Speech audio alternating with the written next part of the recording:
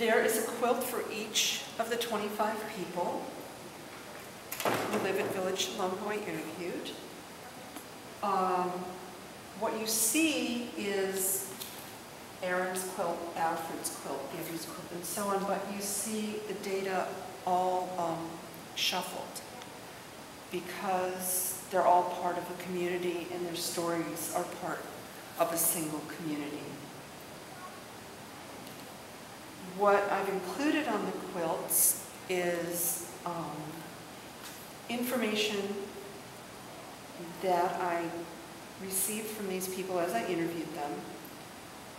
After the interview was finished, I said to them, what I'd like to do is use some of what you've told me in a quote for you, and I chose the words that I thought I would use and had them approve them.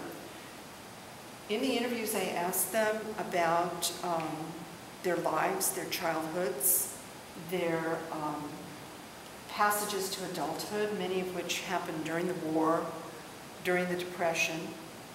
Asked them about their occupations and about their passions. And the way I've arranged the quilts now is that each of them has a birth date, but it's not the birth date of the person whose name's at the bottom. Each of them has a birthplace. At the top of each quilt is a passion, a different one for each quilt. When the show comes down, I'm going to unscramble all the data and give each person their own pillowcase quilt with their own data on it. The quilts are structured with horizontal lines that to me will represent, reminiscent, not representative, but reminiscent of notebook paper, tablet paper, composition paper that we all used as kids.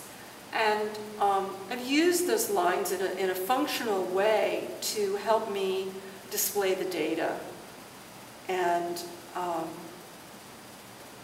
wanting the pillowcases to have multiple references, not just as where we lay our head, but also to look like a sheet of paper, to look like something we might write a story on. And this is Harry's story, and it is in complete form here, and it is an example of how each individual's pillowcase quilt tablet will look for them when the show comes down. These are knitted torsos, one for each person in the color the person chose.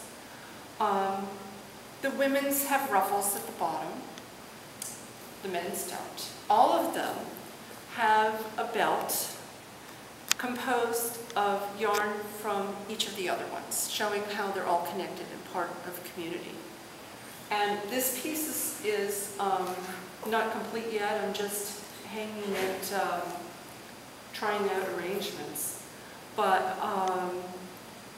the clothesline is something that has pretty much disappeared from a lot of American landscape. Might come back because of our refocusing on conservation and being green, but something that I think is familiar to most of the people included in this show.